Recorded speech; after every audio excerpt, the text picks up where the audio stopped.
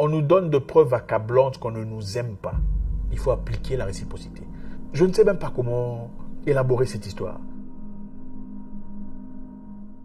Folie ou manière cohérente d'échanger les choses pour sa patrie. Vous le savez très bien, vous l'avez bien compris.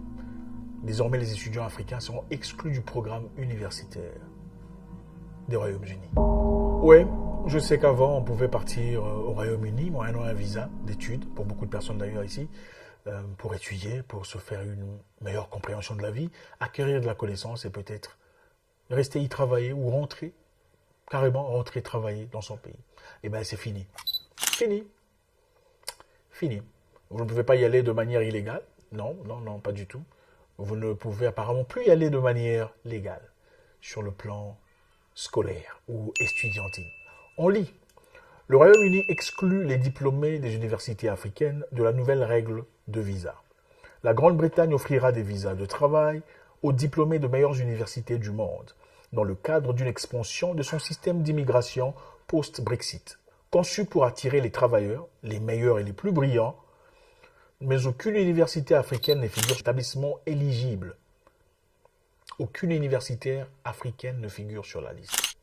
Dans le cadre du programme annoncé lundi, les diplômés titulaires d'un baccalauréat ou d'une maîtrise de 50 meilleures universités à l'étranger peuvent demander un visa de travail de 2 ans et seront autorisés à emmener leurs membres de famille avec eux. Intéressant. Ceux qui reçoivent un doctorat peuvent demander un visa de 3 ans. C'est-à-dire, je sais qu'il y a beaucoup de personnes ici, il y a des gens très intelligents comme vous qui comprennent très facilement. Il y a aussi beaucoup de personnes qui ne comprennent pas tout à fait, en tout cas, à la hauteur de votre intelligence. Je pense qu'on doit être assez tolérant et essayer d'expliquer plus bêtement, si vous préférez, pour que tout le monde comprenne. On dit ici, dans le cadre du programme annoncé lundi, les diplômés titulaires d'un baccalauréat ou d'une maîtrise des 50 meilleures universités à l'étranger peuvent demander un visa de travail de 2 ans et seront autorisés à emmener des membres de leur famille. Les candidats retenus pourront ensuite passer de visa de travail à un visa plus long, un visa de long terme, a indiqué le gouvernement. Les universités éligibles doivent apparaître dans les 50 premiers classements d'au moins 2 classements suivants. Le classement mondial des universités Team Higher High School, le classement Academic University mondial, le classement mondial de Quackery, tout ça là. Bref, les amis, qu'est-ce que ça veut dire? Ça veut dire simplement, mettre à côté tous les phraséologies et tout le bazar, que le Royaume-Uni a décidé finalement de promouvoir un nouveau visa pour étudiants. Donc on ne peut plus faire une demande comme d'habitude. On accepte seulement les étudiants issus de 50 meilleures universités du monde. Malheureusement, évidemment, parmi les 50 meilleures universités du monde, aucune université africaine n'y figure. En d'autres termes, pas d'Africains en cadre de formation intellectuelle au Royaume-Uni. Fini. Le classement mondial d'université publie, on dit donc, pour qu'un étudiant soit éligible à ce visa, son université doit figurer dans la liste de 50 meilleures universités. Pas d'un revu, mais de plusieurs revues, c'est-à-dire du Time Higher Education, le classement académique d'université mondial, le classement mondial d'université, quoique le lit, le Simon. Vous comprenez un peu de quoi il s'agit. Très bêtement, on rentre encore en arrière. Pour avoir un visa du Royaume-Uni, il faut que votre université fasse partie des 50 meilleures universités du monde. Maintenant, pas seulement 50 meilleures universités du monde, mais fasse partie du classement des 50 meilleures universités du monde dans au moins 2 revues différentes. Réfléchissons un peu de manière très simple.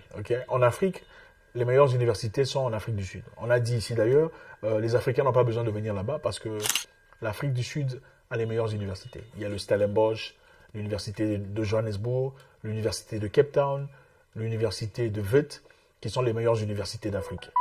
Mais malheureusement, ces meilleures universités d'Afrique, prenons le Stellenbosch, ne figurent qu'au numéro 180 mondial. Mais on veut qu'on figure dans la liste de l'université numéro 50, 50 premiers. Pour être éligible à aller en Angleterre, pour aller étudier, il faut que votre université fasse partie des 50 meilleures universités du monde. Et La meilleure université en Afrique est une université située en Afrique du Sud. Et elle n'est que 180e mondiale. Et ce n'est pas seulement cette année. Dans les années précédentes, aucune université africaine n'a fait partie des 50 meilleures universités. On se comprend là maintenant. Je répète encore une fois. La Grande-Bretagne a commencé un nouveau visa pour accepter les gens venant du monde. Ils disent qu'ils veulent le meilleur, seulement le meilleur. La crème de la crème du monde. Donc, pour avoir un visa d'études en Grande-Bretagne aujourd'hui, il faudrait faire partie d'une université qui est classée dans les 50 meilleures universités du monde. Maintenant, on n'a pas exclu qui que ce soit. On a simplement dit, il faut faire partie des meilleures 50 universités du monde. En regardant les revues, parmi les 50 meilleures universités du monde, il n'y a aucune université africaine. Il y a des universités américaines, canadiennes, australiennes, japonaises et tout le reste. Il n'y a aucune université africaine. On dit que les meilleures universités africaines sont en Afrique du Sud. Donc pour les Africains qui veulent un développement plus intellectuel, une maîtrise plus poussée, allez carrément en Afrique du Sud pour aller vous faire former. Parce que la meilleure université en Afrique, qui est une université sud-africaine, n'est que numéro 180e mondial. Donc, pour ceux qui peuvent réfléchir, je ne dirai pas ce que moi je pense, on sait qui est en train d'être exclu de cette équation. Vous comprenez un peu? Je ne sais même pas comment élaborer cette histoire. Et pour ne pas donner mon avis personnel, je vais lire les commentaires de certaines personnes pour pas que l'on me censure, disant que je suis en train de promouvoir la haine. Ce n'est pas moi. Je lis les commentaires des personnes par rapport à cette histoire. Une personne apparemment intelligente a dit « Le classement universitaire sont une obsession euro-américaine.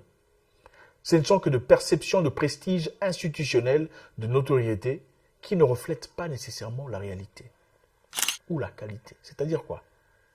L'obsession euro-américaine des universités. Donc, classer les universités est une obsession euro-américaine, d'après cette personne. Ce n'est pas moi qui ai dit ça. C'est une obsession euro-américaine qui ne sont que de perception de prestige. Donc, la prestige qu'on a pour soi, on se classifie de 0 à 50, mais qui ne reflète pas nécessairement la qualité ou la réalité. Donc, qui classifie les universités de 1 à 50? Ça, c'est intéressant. Parce qu'on vous dit, chez qui, on vous dit pour être éligible, il faudrait que A, B, C, D disent que vous faites partie des 50 meilleures universités. Maintenant, moi, je veux savoir qui classifie les 50 meilleures universités. Et cette personne pense que c'est une perception, c'est un ego euro-européen, enfin euro-américain, pensant que les meilleures universités sont clairement les meilleures universités qui viennent de là-bas. Voilà notre commentaire qui nous dit. On nous donne de preuves accablantes qu'on ne nous aime pas, mais nous restons toujours sceptiques aux faits. Donc, on nous montre ouvertement qu'on ne veut pas de nous. Ce n'est pas moi qui dis. Je suis en train de lire ce qui était dit. Pour pas que vous disiez que c'est moi qui propage la haine. Je lis ce que les gens disent. On nous montre de preuves accablantes qu'on ne nous aime pas, mais nous forçons les choses. Une autre personne qui dit, la réciprocité est très importante. Il faut appliquer la réciprocité. Chaque travailleur humanitaire, dans ce cas, expatrié, travailleur diplomatique, professeur, en Afrique doit être diplômé uniquement des meilleures universités selon la liste des pays africains. Donc, exclure les universités britanniques de cette liste. Simple. Cette réciprocité, qui est le nom du jeu, fera les choses. Jusqu'à ce que les Africains et les dirigeants africains comprendront comment fonctionne le monde, rien ne changera. Donc, il dit que chaque humanitaire, chaque ONG, chaque travailleur étranger venant travailler en Afrique devrait faire partie de l'une des universités sélectionnées par l'Afrique. Et il faut s'assurer qu'on exclut la Grande-Bretagne ou le Royaume-Uni de cette liste. Comme ça, on verra comment ça va réagir. Qu'est-ce que vous en pensez? C'est sa forme à lui de réciprocité. D'après lui, il pense que la seule façon de réagir, c'est évidemment appliquer la même loi qu'on applique sur nous. Donc désormais, pour venir installer votre ONG, il faut s'assurer que tous les membres du personnel ont fait partie de meilleures universités qui ont été sélectionnées par les Africains. Et il faut s'assurer que la Grande-Bretagne ou le Royaume-Uni soient exclus de cette liste. Comme ça, on verra comment on va réagir. Il y a une personne qui dit, les gars, c'est pas moi qui le dis, hein, je lis. Leur population est en déclin. Ils font tout pour restreindre le plus grand nombre d'Africains à venir en Europe. Leur population est en déclin. Ils font tout pour restreindre le plus grand nombre d'Africains à venir en Europe. Il est temps pour nous de développer l'Afrique. Ce n'est pas un secret, nous savons que la population européenne est en déclin.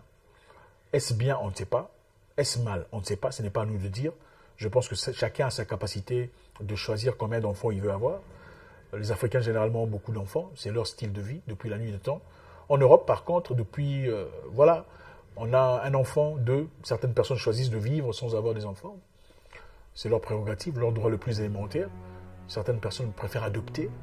Mais la réalité est que la population est en déclin. Mais est-ce qu'il faut une Europe, d'après cette personne, une Europe moins européenne, c'est-à-dire une Europe colorée? Est-ce l'Europe qu'on veut? Beaucoup de personnes vous diront non. Est-ce la raison pour laquelle nous sommes en train de vivre cette histoire? La raison, on appelle toutes les universités. Je recommence encore un peu. On dit on a besoin des gens intelligents, les hommes les plus brillants, mais venant des meilleures universités du monde, 50 meilleures universités. Dans cette liste, on réalise que les meilleures universités sont des États-Unis, du Canada, d'Australie, du Japon et d'autres pays, pas de l'Afrique. Est-ce qu'on est en train de sélectivement sélectionner les personnes? Je ne sais pas. Je ne fais que lire ce qu'on est en train de dire. Une autre personne dit « Je ne vois en rien de mal à ce qu'ils font. C'est leur pays. Ils devraient donc avoir le droit de faire ce qu'ils veulent. Laissons les dirigeants africains développer l'Afrique afin que les diplômés africains ne veuillent pas partir à l'étranger. Honte aux dirigeants africains pour leurs pratiques de corruption qui ont maintenu le continent dans un état perpétuel de désespoir. » Honte aux dirigeants africains, d'après ce monsieur. Ils ont le droit de faire ce qu'ils ont envie de faire. C'est leur pays. Qu'est-ce que vous en pensez? Je pense que c'est très important de comprendre le monde dans lequel on vit. Il y a un moment donné, des choses horribles se sont passées en Ukraine. Beaucoup de pauvres Ukrainiens ont traversé un moment particulièrement difficile. Je n'entrerai pas dans la géopolitique de cette histoire. Il y a beaucoup de personnes qui ne méritent pas ce qui s'est passé. Ils ont trouvé refuge en Europe, ont été installés, instaurés, institués, acceptés facilement. Très bien pour eux. Beaucoup d'Africains dans le même cas n'ont pas reçu les mêmes histoires. Beaucoup ont été persécutés depuis l'Ukraine, en passant par la Roumanie et le reste. Beaucoup de jeunes Africains étudiants n'ont même pas été acceptés en Belgique, en France et ailleurs pour les études. Pendant que beaucoup d'Ukrainiens sont acceptés au Royaume-Uni et intégrés. On a même dit le gouvernement britannique donnera de l'argent pour soutenir ses désirs et ses besoins. On demande aux Africains, sans le dire, d'aller étudier en Afrique du Sud. Si vous avez besoin d'une université poussée, intéressante, la porte est fermée là-bas. On a clairement besoin des meilleures personnes venant des 50 meilleures universités du monde. Dans les 50 meilleures universités du monde, d'après eux, vous n'y êtes pas. Okay? Parce que votre meilleure université africaine est en Afrique du Sud. Et elle n'est que 180e. Et ce n'est pas seulement une histoire d'aujourd'hui, ça fait beaucoup d'années qu'elle ne figure pas dans cette liste. Et certaines personnes qui ont dit ça ici, ce n'est pas moi qui le dis, que c'est une obsession euro-américaine, une perception d'un prestige qui ne reflète pas en réalité les faits ou la qualité des enseignements. D'autres personnes ont dit qu'il est temps pour l'Afrique de développer l'Afrique. Il est temps pour l'Afrique de travailler, de bosser, de regarder les choses en face. Si on ne veut pas de vous ailleurs, pourquoi vous voulez forcer? Pourquoi ces mouvements de non au racisme chez autrui? C'est difficile. Je comprends tout à fait, le racisme n'est pas bien. On accepte tout le monde, on aime tout le monde, on veut vivre dans un monde parfait. Mais un monde parfait viendra-t-il? Point d'interrogation. Faudrait-il se battre, luttant dans un milieu, surtout quand on ne veut clairement pas de vous, on vous le montre.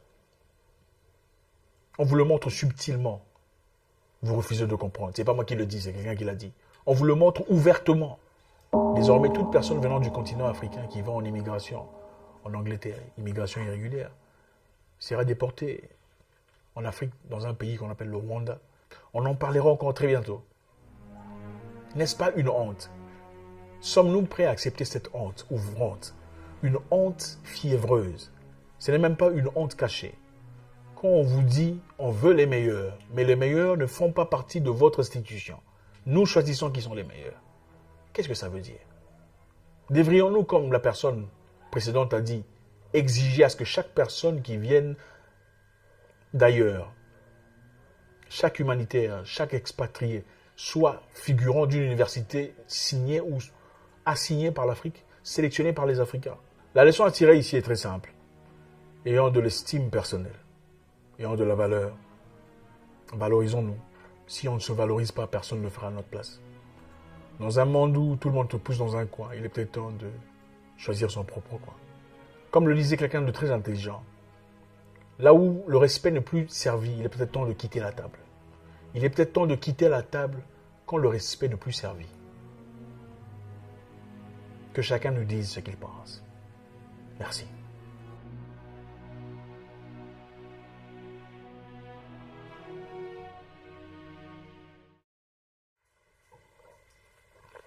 Robert, en parlant de Royaume-Uni et les réfugiés africains, écoute-moi ça. Les agences d'aide britanniques affirment que certains demandeurs d'asile se sont cachés de peur d'être envoyés au Rwanda, où ils seront réinstallés.